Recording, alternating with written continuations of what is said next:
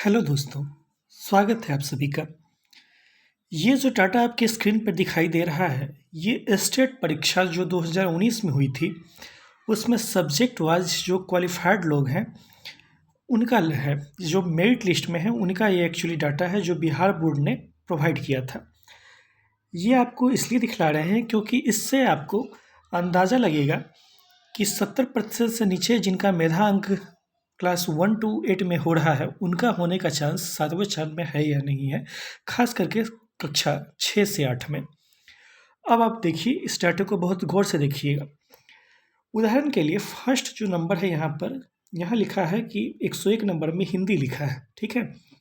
हिंदी विषय के लिए पेपर वन के मतलब है यहाँ पर क्लास 9-10 के लिए जो एग्ज़ाम हुआ था उसको इन्होंने पेपर 1 कहा था, और क्लास 11-12 के लिए जो एग्ज़ाम हुआ था उसको पेपर 2 कहा था। इसी कारण से आपको कहीं कहीं पे पेपर 1 लिखा हुआ दिखाई देगा और कहीं कहीं पे पेपर 2 लिखा हुआ दिखाई देगा।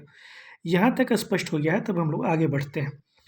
हिंदी विषय के लिए अगर आप देखेंगे तो यहाँ पर पेपर 1 में यानी कि क्लास 9-10 के लिए क्वालिफाइड कितने लोग हैं, इसमें वैकेंसी कितनी है। देखिए, हिंदी विषय में 3000 वैकेंसी है।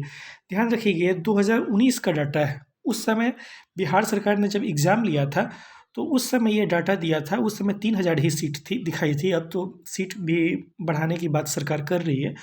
देखिए, 3000 सीट के लिए 2812 लोगों ने क्वालिफाई किया था। इसी तरह से नीचे इंग्लिश विषय है। इंग्लिश के लिए 5055 सीटें हैं, और 5055 सीट के लिए लगभग 3800 लोगों ने क्वालिफाई किया है। गणित विषय में देख लीजिए, 5055 सीट है जिनके लिए 4365 लोगों ने क्वालिफाई किया है, और चौथे नंबर पर जो है वो सोशल साइंस है। सोशल साइंस इसलिए देखना जरूरी है क्योंकि इसमें सबसे ज़्यादा मारामारी है। देखिए, सोशल साइंस में 5055 सीट है जिसके लिए 5055 लोगों ने क्वालिफाई कर लिया, ठीक है। अब बात क्या है कि इसी तरह से आप नीचे की तरफ अगर देखिएगा तो नीचे भी चलते हैं तो दिखा देते हैं। नीचे में पेपर 2 के लिए दिया है। जैसे यहाँ पे हिंदी पेपर 1 के लिए दिया हुआ था, इंग्लिश पेपर 1 के लिए दिया हुआ था, वैसे ही यहाँ पर देखिए इंग्लिश पेपर 2 के लिए लिखा हुआ है, ठीक है। इंग्लिश में पेपर 2 में कितने लोग क्वालिफाइड हैं? 1849 लोग इंग्लिश में पेपर 2 में क्वालिफाइड है। यानी कि यहाँ पर 3835 लोग क्वालिफाइड है और नीचे 1849 लोग क्वालिफाइड है। इस दोनों को आप ऐड कर दीजिए। इन दोनों को ऐड कर दीजिएगा तो लगभग शायद 6000 के करीब में ये आंकड़ा बनना चाहिए। तो कहने का मतलब है कि 6000 ऐसे लोग होंगे जिनका सिलेक्शन हाई स्कूल में इंग्लिश के लिए हो जाएगा, अगर हाई स्कूल का पहले बहाली सरकार लेती है तो। और वैसे भी कितना भी कुछ कर लीजिए, हाई स्कूल का ही बहाली पहले प्रारंभ होगा।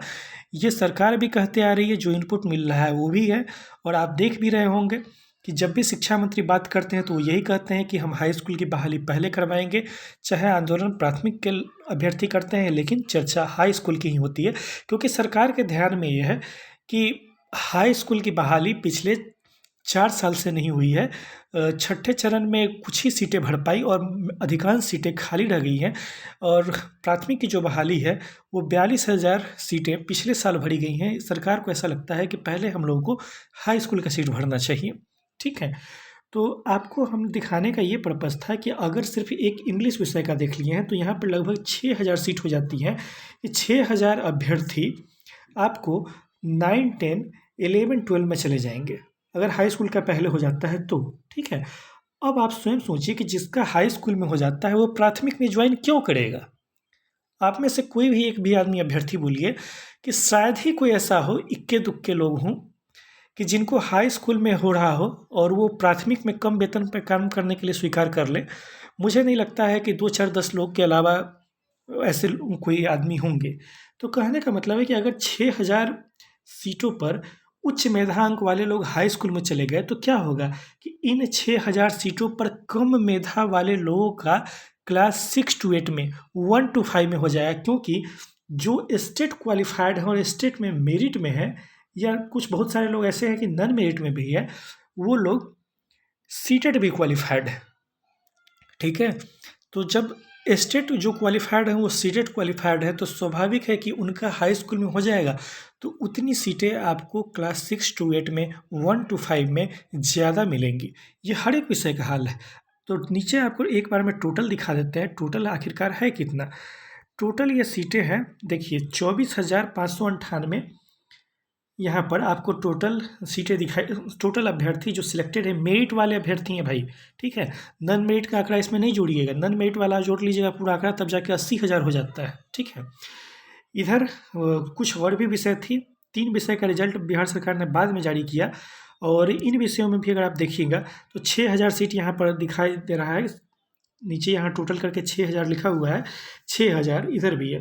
कहने का मतलब 6,000 इधर वाला और 24,000 इधर वाला, लगभग 30 से 31,000 आंकड़ा ये हो जाता है। ध्यान रखेंगे ये बात, ये बहुत प्रारंभिक आंकड़ा था। इसके बाद कंप्यूटर विषय में आप लोगों ने देखा होगा कि हाल फिलहाल में, यहाँ देख लीजिए कंप्यूटर में सैंक्शन सीटें कितनी है, कंप्यूटर में यहाँ केवल 1673 सीटें दिखाई गई हैं, ठीक है। और बिहार सरकार ने, आप लोग को पता होगा कि हाल फिलहाल में कंप्यूटर के सीटें बढ़ाकर 7,000 कर दी हैं, यानी कि 1600 सीट से बढ़ा के सीधा 7,300 कुछ सीटें कर दी गई हैं। कहने का मतलब है कि जो 31-32 हज़ार का आंकड़ा आपको ऐसे टोटल मिलाकर दिख रहा था सीटों का, कि वो अब लगभग 40,000 के करीब में है।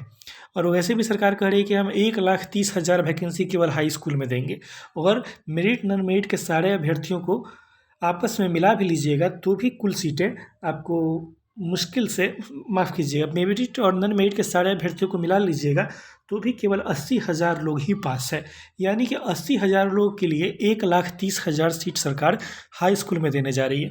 तो स्वाभाविक बात है कि जो उच्च मेधांक वाले लोग होंगे उन्हीं का हाई स्कूल में होगा, और जब उनका हो ही जाएगा तो प्राथमिक ज्वाइन करने नहीं आएंगे। आप प्राथमिक ज्वाइन करने नहीं आएंगे तो प्राथमिक में कम मेधा अंक वालों का भी होने का चांस ज़्यादा बनेगा, ठीक है। तो अब आप चाहें या न चाहें, आपके चाहने ना चाहने से तो सरकार चलेगी नहीं, और सरकार ने तय कर लिया है कि हम जब भी स्टार्ट करेंगे तो हाई स्कूल से ही स्टार्ट करेंगे। फिलहाल के लिए इतना ही, फिर से नेक्स्ट वीडियो में मुलाकात होगी, तब तक के लिए धन्यवाद, थैंक यू।